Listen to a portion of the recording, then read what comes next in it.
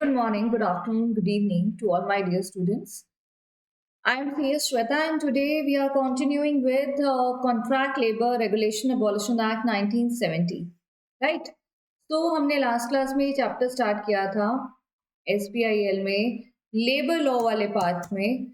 So again I have to I think I'll give you a quick glimpse and remind you of SBIL, that is in CX Executive Module 1.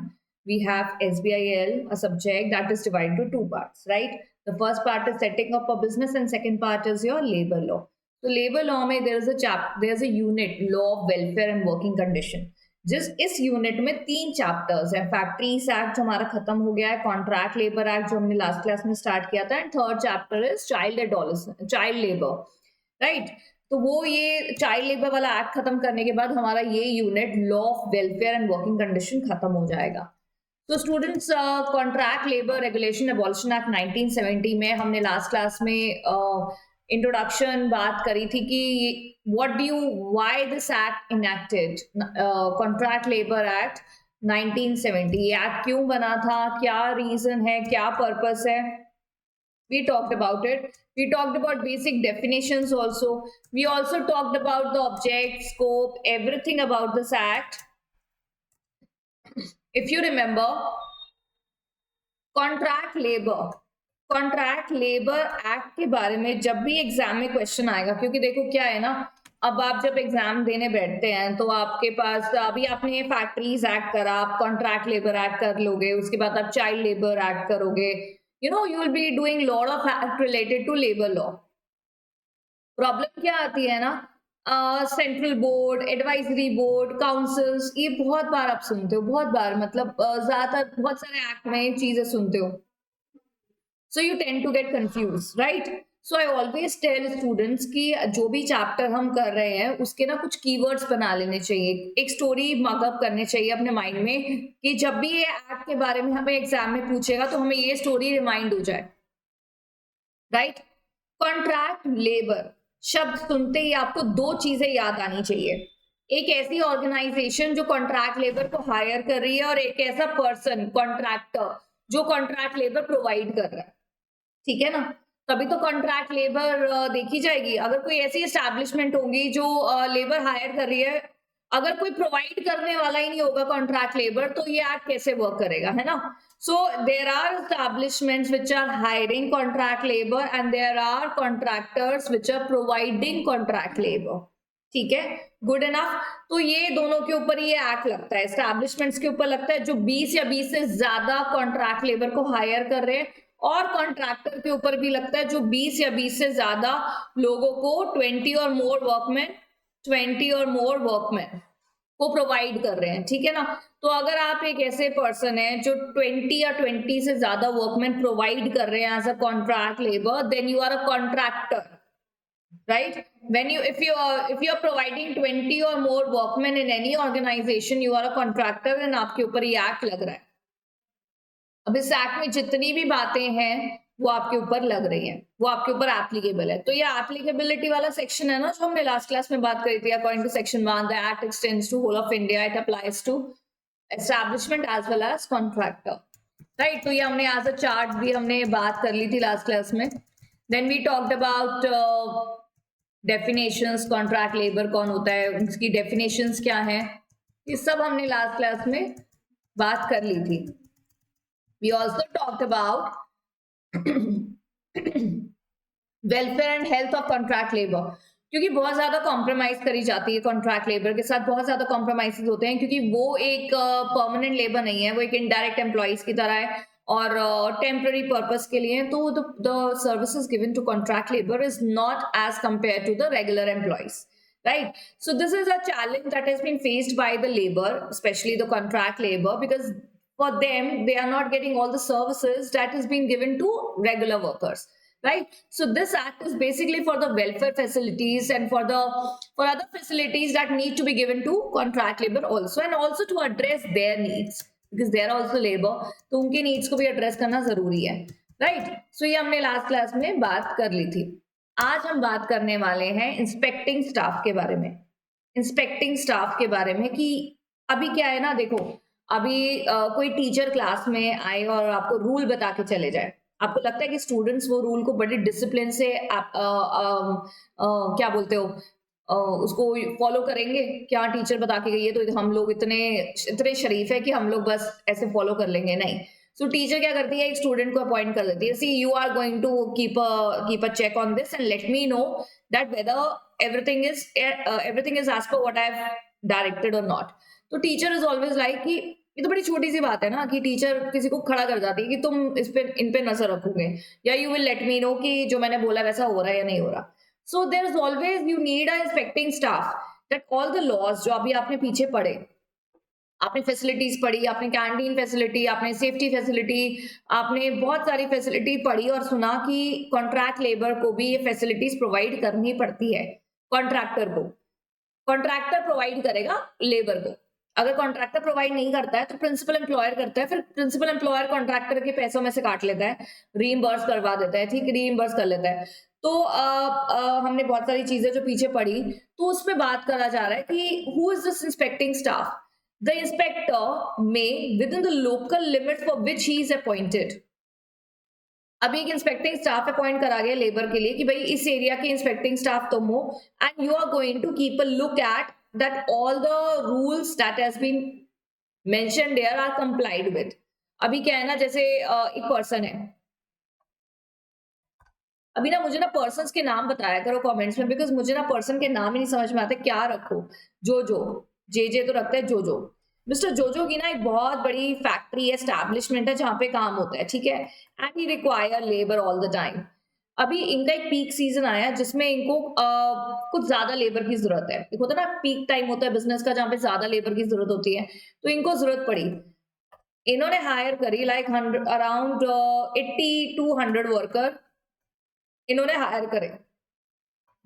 80 to 100 हमने तो पढ़ा है कि 20 से ऊपर अगर higher करा तो ये एक्ट आपके ऊपर एप्लीकेबल होगा, तो इन्होंने तो 80 to 100 लेबर हायर करा है, तो डेफिनेटली इनके ऊपर कॉन्ट्रैक्ट लेबर एक्ट एप्लीकेबल हो जाएगा। उसके बाद इन्होंने ना वो सर्विसेज नहीं प्रोवाइड करी कॉन्ट्रैक्ट लेबर को जो इस एक्ट में बताई गई है, ठीक है। इन्होंने वो सर्विसेज प्रोवाइड नहीं करी, जो कॉन्ट्रैक्टर था उसने भी वो सर्विस प्रोवाइड नहीं करी। अभी देखो इन्होंने कॉन्ट्रैक्ट लेबर हायर करी तो किसी कॉन्ट्रैक्टर के थ्रू करी होगी। इस कॉन्ट्रैक्टर का नाम रख लेते हैं लोलो, राइट। तो लोलो से कॉन्ट्रैक्टर, तो लोलो ने भी ये सर्विस प्रोवाइड नहीं करी वर्कर को, और वर्कर बेचारे को तो पता ही नहीं कि उनको ये सारी फैसिलिटीज मिलनी है, तो कॉन्ट्रैक्टर ने भी प्रोवाइड नहीं करी और जोजो ने भी प्रोवाइड नहीं करी, प्रिंसिपल एम्प्लॉयर ने। तो दोनों ने आपसी बात करी कि वाई टू इंकर सो मच कॉस्ट, भी इतना पैसा खर्च करके इनको क्या फैसिलिटी देनी, let's not spend so much and let it be the way it is. Let's not give them extra facility. See, why there is so strict law for labor? Because labor has always been dominated by employers, है ना। क्योंकि अभी क्या है, आप लोग एक आप कंपनी सेक्रेटरी हो, चार्टर्ड अकाउंटेंट्स हैं या मैनेजरियल स्टाफ है, MBAs हैं, IITs हैं, इंजीनियर्स हैं, they have a qualification, they can raise their voice ki no we are not going to do this work more than assigned to, we are not going to work on this salary, एक वो चीज होती है। But labour का क्या है ना, they are always in economic necessity में होते हैं वो, they always in need of money, they are definitely a very dominating they are very dominated by the employer, the managers, the departmental heads, everyone, so they are not able to raise their voice। हाँ, आपने strike सुना होगा, strike industrial dispute में बड़ा ज्यादा उनको पता है कि हाँ स्ट्राइक होता है, ठीक है, लेकिन छोटी मोटी होता है, चीजें नहीं पता होती, स्पेशली कॉन्ट्रैक्ट लेबर को तो बिल्कुल ही अपने राइट्स नहीं पता होते। वो अलग अलग जगह पे जाते हैं एज एंड व्हेन रिक्वायर्ड, तो उनका एक फिक्स नहीं होता, तो उनको नहीं पता होते उनके राइट्स, तो इनको बेचारों को राइट्स नहीं पता थे। अभी क्या वहां पे इंस्पेक्शन हो गई इंस्पेक्टर की, ठीक है, एस्टैब्लिशमेंट में, तब तो सब कुछ आ जाएगा सामने कि भाई तुमने ये नहीं करा या वो नहीं करा। So there is always require the inspecting staff for a particular area so that they can look up to the execution of the act, कि जो चीजें बनाई गई हैं कानून में हो भी रही हैं या नहीं हो रही हैं, right. So section 28 always talks about inspecting staff, that there shall be inspecting staff for the local limits that needs to be appointed to see the effective working of the act. उसके बाद यहाँ पे बोल रहे हैं ये क्या कर सकते हैं, they can enter all reasonable hours any premises places where contract labour is employed. तो जहाँ पे कॉन्ट्रैक्ट लेबर एम्प्लॉय है ये वहां पे आ सकते हैं, एंटर कर सकते हैं, एग्जामिन कर सकते हैं, उसके बाद रिक्वायर कर सकते हैं। देखो क्या है ना, आपको याद है आपने ये सेम चीज फैक्ट्रीज एक्ट में भी सुनी कि इंस्पेक्टर वहां एंटर कर सकता है, देन एग्जामिन कर सकता है, देन रिक्वायर करेगा any document, take the picture, take the specimen, आपने ये सारे पावर सुने इंस्पेक्टर के, यहाँ पे भी वही है। तो ये सारे पावर्स इंस्पेक्टर्स के सेम ही होते हैं, ऑलमोस्ट ऑलमोस्ट ऑलमोस्ट सेम होते हैं, राइट। तो आपको ये चीज ध्यान रखनी है, this is also very good thing कि हाँ चलो कुछ इंस्पेक्टर के बारे में आया तो वी नो द पावर्स। एक दो चीजें ऊपर नीचे हो सकती हैं बट बेसिक पता है कि enter, examine, require, then seize to take the copies, seize to take the copies, ये कोई भी रिकॉर्ड सीज कर सकते हैं कि दिखाओ तुमने कहाँ पे रिकॉर्ड करा है, we take the copy and we will inspect it right in the office. They can exercise as any powers as may be prescribed. So ये inspecting staff के ये powers हैं। उसके बाद we have some important sections under contract labor, ये जरूर करके जाना है एग्जाम में। आपसे कॉन्ट्रैक्टर की डेफिनेशन नहीं पूछेगा, आपसे लेबर की डेफिनेशन नहीं पूछेगा, वर्कमैन की डेफिनेशन नहीं पूछेगा, आपसे ये जरूर पूछ सकता है। कौन कौन से इंपॉर्टेंट सेक्शन है, section 3, section 4, section 5। Section 3 central advisory board, state advisory board. अच्छा अब क्या है ना, आपको ना 2-3 बातें ध्यान रखनी है। आपको जब भी आप I really advise you to make a register for yourself कि आप जो भी पढ़ रहे हो आप उसका पेन डाउन करते रहो, ठीक है ना। पेन डाउन करते रहेंगे, राइटिंग प्रैक्टिस करेंगे तो क्या होगा ना, जब आप एंड में एग्जाम देने से 10 दिन पहले जब आप रिविजन करना स्टार्ट करोगे, 15 दिन पहले रिविजन करना स्टार्ट करोगे, तो ये जो रजिस्टर आपने बनाया है ना ये बहुत ज्यादा हेल्प करेगा, ठीक है। समझ गए ना क्या बनाना है, मैंने बोला था आपको शुरू में ही बोला था कि एक रजिस्टर बना लो SBIL का। पहले स्टार्टिंग में अपना नाम पता लिखो, उसके बाद ना एक इंडेक्स बनाओ जिसमें सारे चैप्टर्स लिखो, सारे चैप्टर, फिर 2 कॉलम बनाओ। पहला कॉलम मेरे लिए बनाओ, सेकंड कॉलम अपने लिए। पहला मेरा कॉलम जिसमें आप टिक करते रहोगे कि मैम ने ये चैप्टर करा दिया, ये करा दिया, ठीक है। उसके बाद नेक्स्ट कॉलम अपने लिए बनाओगे कि हमने भी कर लिया, ठीक है। हमने भी कर लिया का मतलब राइटिंग प्रैक्टिस कर ली, बिकॉज राइटिंग प्रैक्टिस के बिना एग्जाम में जाओगे तो हो सकता है क्लियर कर लो एग्जाम, पर चांसेस बहुत ज्यादा कम हो जाते हैं क्योंकि writing practice is something very important. बच्चा कहता है मैंने अपनी आंसर शीट खुलवाई, मैंने सब कुछ लिखा था, ICSI ने मुझे मार्क्स नहीं दिए। मार्क्स इसलिए नहीं दिए क्योंकि आपने सब कुछ ठीक से नहीं लिखा था, आप एक एक वर्ड लिख कर आ गए हो, जैसा पढ़ते हो, जैसा आपको पढ़ा दिया जाता है कि चार्ट बना दिया, 2 शब्द करा दिए, वही लिख कर आ गए हो, ये सब नहीं चलता लॉ में। लॉ में you need to write properly, ठीक है, और राइटिंग प्रैक्टिस बहुत ज्यादा जरूरी होती है। Now again, it is not very possible that you write everything in a given chapter, so I'm not asking you to write everything, you shall write important topics, right? चलिए, तो जब भी आप कॉन्ट्रैक्ट लेबर को याद करेंगे तो आपको क्या क्या शब्द याद रखने हैं, कॉन्ट्रैक्टर, एस्टैब्लिशमेंट, इंस्पेक्टिंग स्टाफ, ये कुछ शब्द ना ऐसे अपने चैप्टर के ना स्टार्टिंग में ना कहीं एक कॉलम बना के लिख लिया करो। क्या है, कीवर्ड याद आके central advisory board, state advisory board, ऐसा कुछ लिख लोगे याद आ जाएगा। अच्छा हाँ ये वो वाला चैप्टर है जिसमें मैम ने ना वैसे बॉक्सेस कराए थे, central advisory board, state advisory board, ये सब था, ठीक है। See my perspective always while teaching is that you shall not do the cramming and you shall understand the concept and then आप आगे बढ़े। क्रैमिंग का मतलब होता है रटना, रटे क्यों हम, लेकिन कुछ कुछ जगह पे हमें लर्न करना पड़ता है कि हाँ सेंट्रल एडवाइजरी बोर्ड में कितने लोग चाहिए, स्टेट एडवाइजरी बोर्ड में कितने लोग चाहिए, तो वो तो लर्न करना पड़ेगा ना, पर समझना भी तो है ना हमें साथ साथ। लर्निंग से पहले अंडरस्टैंडिंग इज वेरी इंपॉर्टेंट, ठीक है। तो section 3, 4, 5 and these PPTs which are given to you. See, I have made these PPT, I have a right on these PPTs, but I am giving it to you so that just before exam when you see this picture form and when you see this colorful thing, तो आपको ना hit करता है वो चीज, and that's psychological thing कि हमें वो हॉश पॉश नॉवल की चीजें याद नहीं रहती, हमें ये पिक्चर कलरफुल ये चीजें ज्यादा हमारे दिमाग में रिटेन्ड रहती है। ये तो साइंटिफिकली और लॉजिकली और साइकोलॉजिकली प्रमाणित है, ठीक है। तो हमें इस चीज का फायदा उठाना चाहिए कि जो चीज हमें अच्छे से ज्यादा समय तक रिटेन रहती है दिमाग में, तो वो चीज देखें हम, लिखी तो किताब से ही है ना ये, ठीक है। 6th, appointing of registering officers, registration of certain establishment, revocation of registration, effect of non-registration, prohibition of contract labor, 11 is appointment of licensing officer, 12th is licensing of contractors. अभी ये सब सीक्वेंस में देखो, पहले हम पढ़ेंगे सेंट्रल एडवाइजरी बोर्ड, सेंट्रल है तो स्टेट एडवाइजरी बोर्ड भी है, फिर कमेटी बनाई गई है जो इनके काम को देखती है, फिर है ये रजिस्टरिंग ऑफिसर्स जो रजिस्ट्रेशन करते हैं, किसकी रजिस्ट्रेशन, कुछ एस्टैब्लिशमेंट की जो कॉन्ट्रैक्ट लेबर को हायर कर सकती है, ठीक है, इनकी ये रजिस्ट्रेशन रिवोक भी हो सकती है कुछ रीजंस की वजह से, और अगर ये रजिस्टर नहीं कराते तो इनको कुछ नुकसान है जो उठाने पड़ सकते हैं, कुछ जगहों पे कॉन्ट्रैक्ट लेबर प्रोहिबिटेड है, वो हम सेक्शन 10 में पढ़ेंगे, फिर है लाइसेंसिंग ऑफिसर जो लाइसेंस देते हैं किसको, कॉन्ट्रैक्टर्स को, उनके बारे में पढ़ेंगे। सो बेसिकली ये जो पूरा एक्ट है एस्टैब्लिशमेंट और कॉन्ट्रैक्टर के ऊपर लगता है, तो एस्टैब्लिशमेंट की registration, non registration, effect of non registration पढ़ेंगे, कॉन्ट्रैक्टर की लाइसेंसिंग, तो लाइसेंसिंग ऑफिसर्स के बारे में भी पढ़ेंगे हम, ठीक है। तो यहाँ तो यहाँ तो आ गया हमारा रजिस्ट्रेशन विद रिस्पेक्ट टू हमारे एस्टैब्लिशमेंट एंड कॉन्ट्रैक्टर्स, ये उनकी कहानी है। पहले तीन बॉक्सेस में सेक्शन 345 में क्या है, एडवाइजरी बोर्ड्स, तो ये एडवाइस कर रहे होंगे, तभी एडवाइजरी बोर्ड इनका नाम है, तो किसको एडवाइस कर रहे होंगे, सॉरी सेंट्रल एडवाइजरी बोर्ड है तो सेंट्रल को, स्टेट एडवाइजरी बोर्ड है तो स्टेट को। Let's study each of these one by one. पहला क्या है, सेंट्रल एडवाइस, अच्छा पहला क्या, एडवाइजरी बोर्ड्स।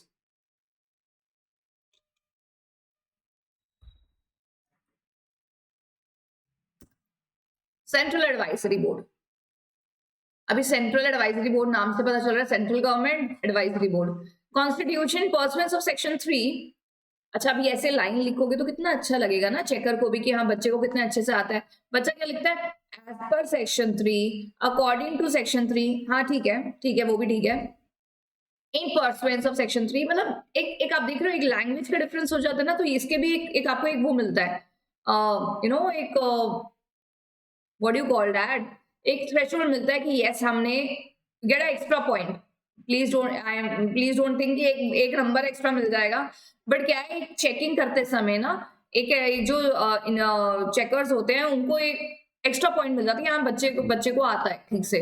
देखो आपको तो एग्जाम में करना क्या, एग्जामिनेशन का मतलब क्या होता है कि आपको आता सब कुछ है। बच्चों को अगर मैं हिंदी में पूछूं ना, अगर मैं सामने अपने पूछो अच्छा एडवाइजरी बोर्ड में कौन है, हाँ मैम एडवाइजरी बोर्ड में ये होते हैं ये काम करते हैं वो काम करते हैं, ऐसे बोल देते हैं, but examination means that how you put your answer, how you put your learning and knowledge, right. So वो एक अच्छे फॉर्मेट में होती है तो अच्छा लगता है। सेंट्रल गवर्नमेंट शैल, ये तो हमें पता ही था, सेंट्रल एडवाइजरी बोर्ड है तो सेंट्रल गवर्नमेंट ने कॉन्स्टिट्यूट करा होगा, constitute a board to be called as central advisory labour board, here and after called as central board, ठीक है। फंक्शन क्या है सेंट्रल बोर्ड का, सिंस ये एडवाइजरी बोर्ड है तो एडवाइज ही कर रहा होगा, तो central board perform the function of advising किसको, सेंट्रल गवर्नमेंट को, on such matters relating to administration of this act as refer to it and carry out function assign to it. तो अभी क्या है ना, अब आप जब इस एक्ट को पढ़ो, आप अपॉइंटमेंट पढ़ो इनकी सेंट्रल एडवाइजरी बोर्ड के जो भी ऑफिसर्स हैं, तो उनको जो फंक्शन असाइन करे होते हैं वो काम करते हैं ये लोग, प्लस इनका मेन काम होता है एडवाइस करना। क्या एडवाइस करेंगे ये लोग सेंट्रल गवर्नमेंट को, advice related to effective administration of this act, which act, contract labour act, right. Composition, इस सेंट्रल बोर्ड में होते कौन कौन है, central board shall consist of chairman of the board, chief labor commissioner central level पे जो ex officio member है, such number of members not exceeding 17 but not less than 11, मतलब सेंट्रल बोर्ड में 11 मेंबर चाहिए मिनिमम, 17 से ऊपर नहीं होने चाहिए। चीफ लेबर कमिश्नर जो एक्स ऑफिशियो है वो भी इनके मेंबर होने चाहिए, और एक चेयरमैन होने चाहिए which is appointed by central government, right.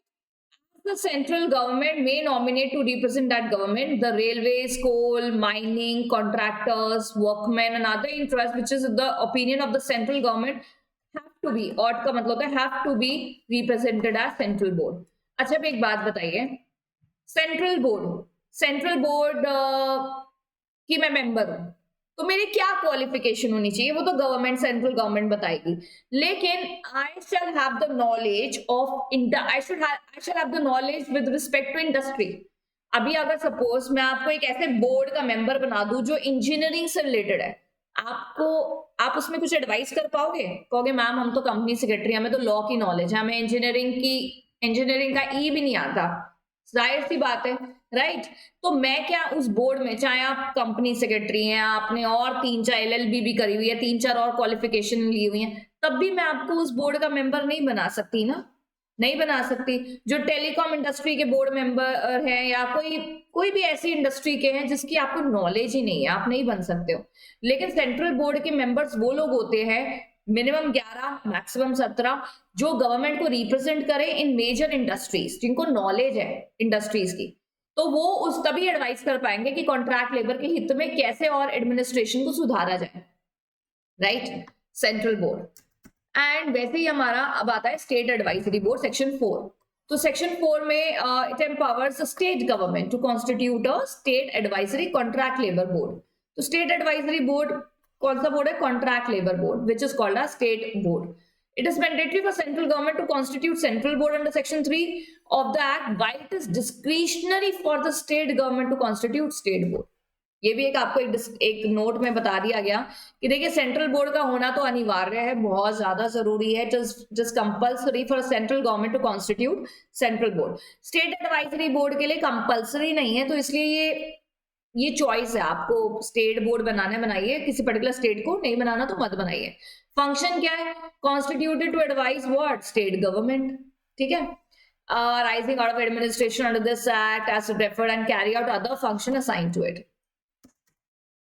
Composition of state board देखिए, इसमें भी चेयरमैन होते हैं, इसमें उसमें चीफ लेबर कमिश्नर थे या लेबर कमिश्नर है, वहां पे मेंबर थे 11 से 17, यहाँ पे हैं not exceeding 11 but not less than 9 to 11, मतलब मिनिमम 9 मेंबर चाहिए, मैक्सिमम कितने? 11। उसमें कितने चाहिए? 11 मिनिमम चाहिए, मैक्सिमम कितने? 17, ठीक है ना। And you nominate the members are nominated by state government, and the members who are nominated shall have the knowledge of the industry pertaining to like coal industry, railway and other interest. Contractors भी होने, contractors के interest को भी रखने वाले members होने चाहिए इन boards में, तभी तो एडवाइस कर पाएंगे ना। अगर ऐसा कोई बोर्ड के मेंबर हो जिनको सिर्फ इंडस्ट्री के वर्क में सिर्फ एम्प्लॉयर्स एस्टैब्लिशमेंट के पर्सपेक्टिव से एडवाइस कर रहे हैं तो गलत है। कॉन्ट्रैक्टर के रिप्रेजेंटेटिव भी होने चाहिए जो कॉन्ट्रैक्टर को रिप्रेजेंट कर सके, राइट। उसके बाद एडवाइजरी बोर्ड, ये चार्ट है, सेम है जो अभी आप कर चुके हो, सिर्फ आपकी बेटर लर्निंग के लिए। Central advisory board, state advisory board, constituted by central government, constituted by state government, compulsory, discretionary.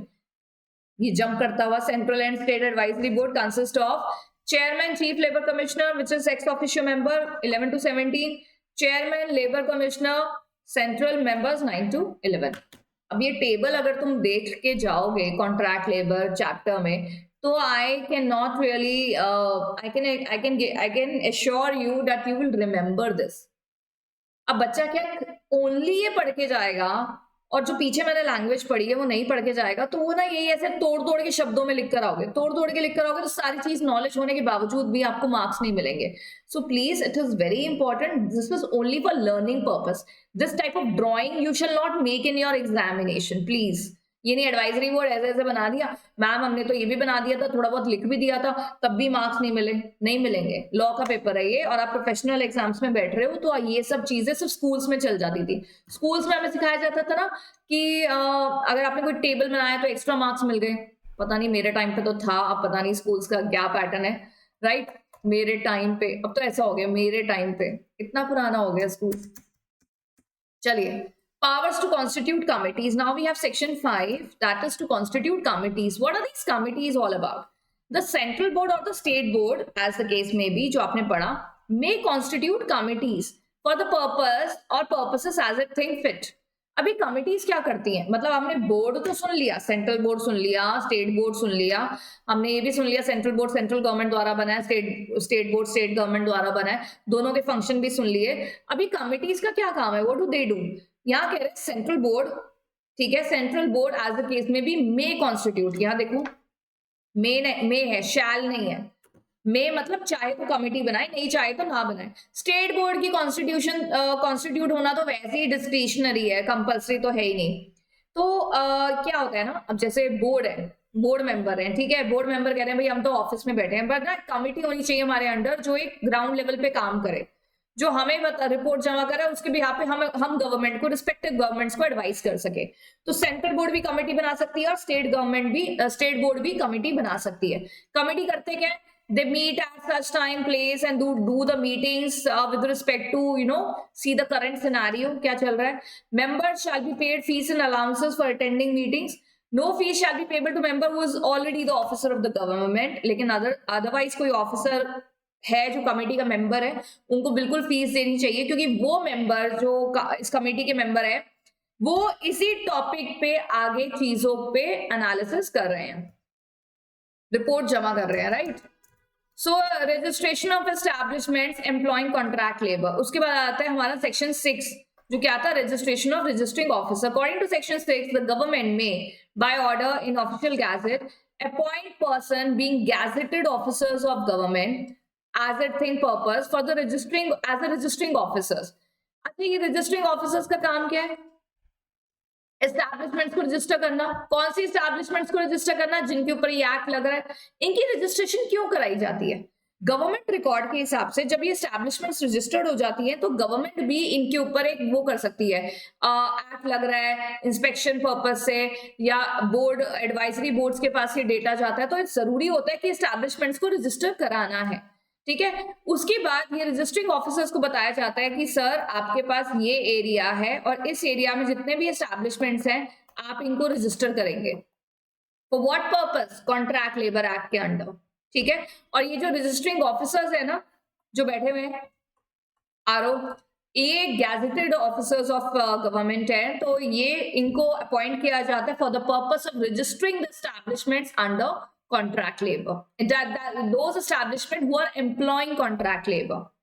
अगर मैम कोई ऐसी एस्टैब्लिशमेंट है जो कॉन्ट्रैक्ट लेबर तो रख रही है पर रजिस्ट्रेशन नहीं करा रही, तो आएगा आगे पढ़ेंगे। सेक्शन 7 कह रहे हैं registration of certain establishment. Section 7 makes it mandatory for every principal employer of establishment to which this act applies.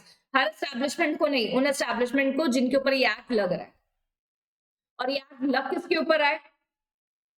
पिछली पहली दूसरी स्लाइड में तुमने पढ़ लिया था, this act applies to those establishment who are hiring 20 or more contract labour on any day preceding 12 months, right.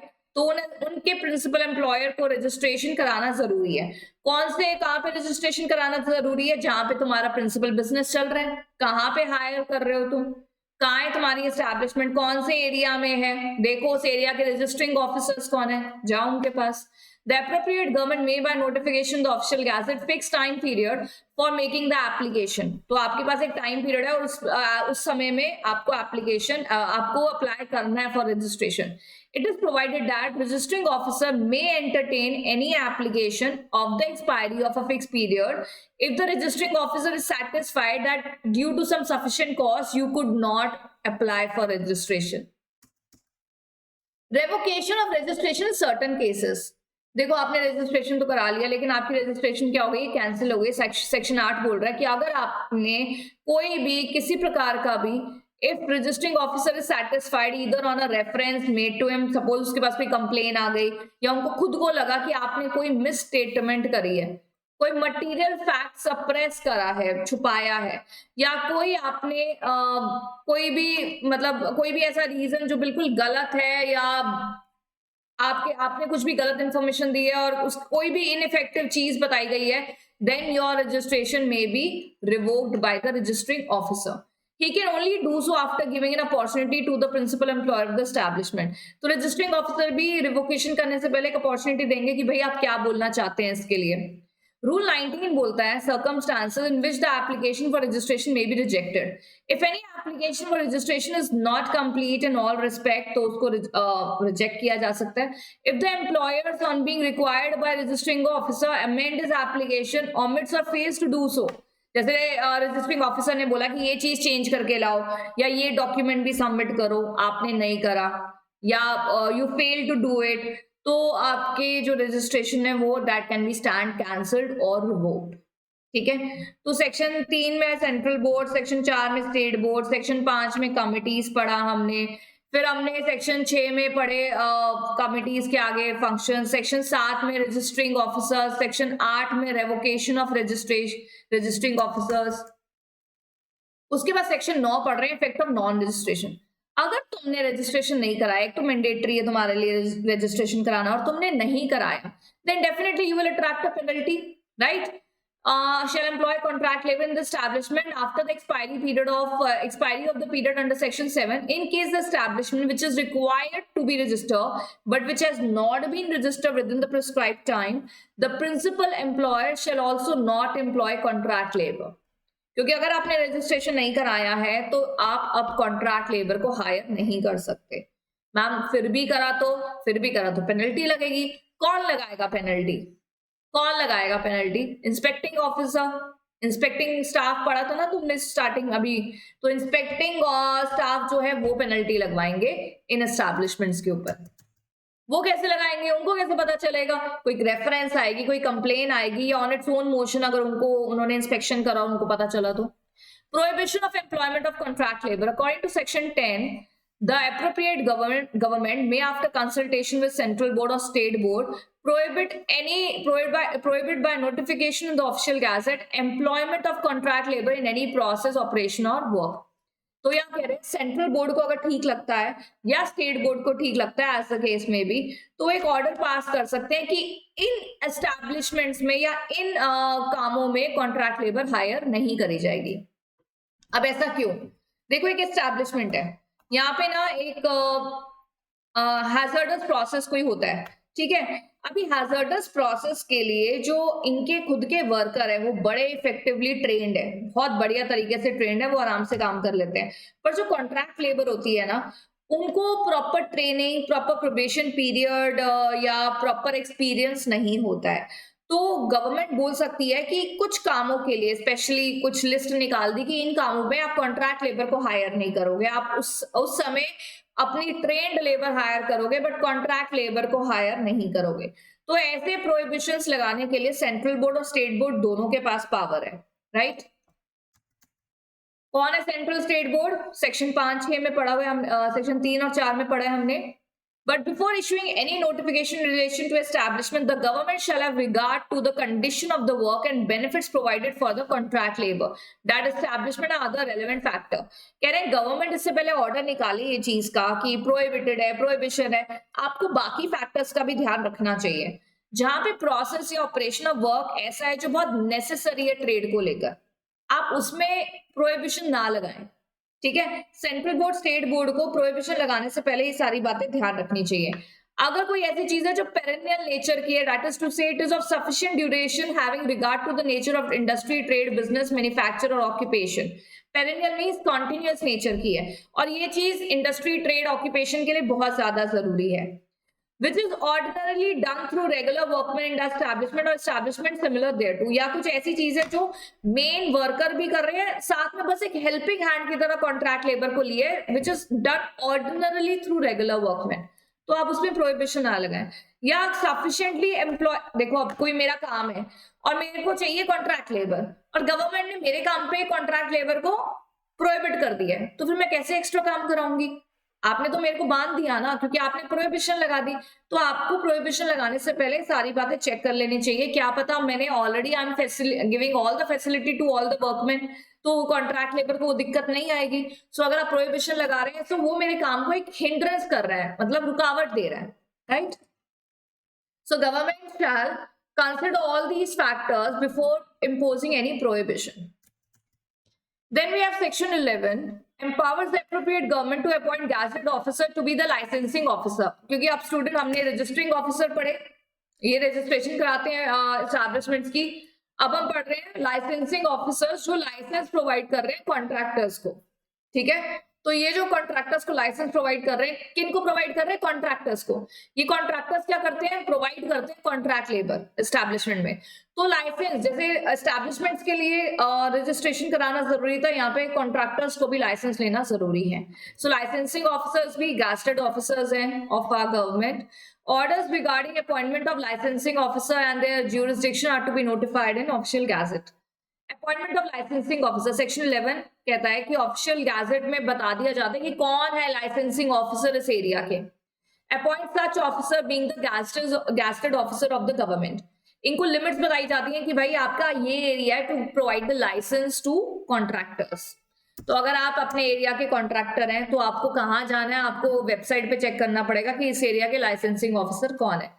Section 12 कहता है with effect from such date as the appropriate government may by notification of the official gazette appoint no contractors, जिसके ऊपर act ये लग रहा है, shall undertake or execute any work through contract labor except accordance with the license। जैसे मैं contractor हूं, मेरे ऊपर ये एक्ट तब लगेगा जब मैं 20 या 20 से ज्यादा कॉन्ट्रैक्ट लेबर हायर प्रोवाइड करा रही हूँ, ठीक है, तो मेरे ऊपर ये एक्ट लग रहा है। जैसे ही मेरे ऊपर एक्ट लग रहा है, I shall make sure that I shall obtain a licence from licensing officer, ठीक है।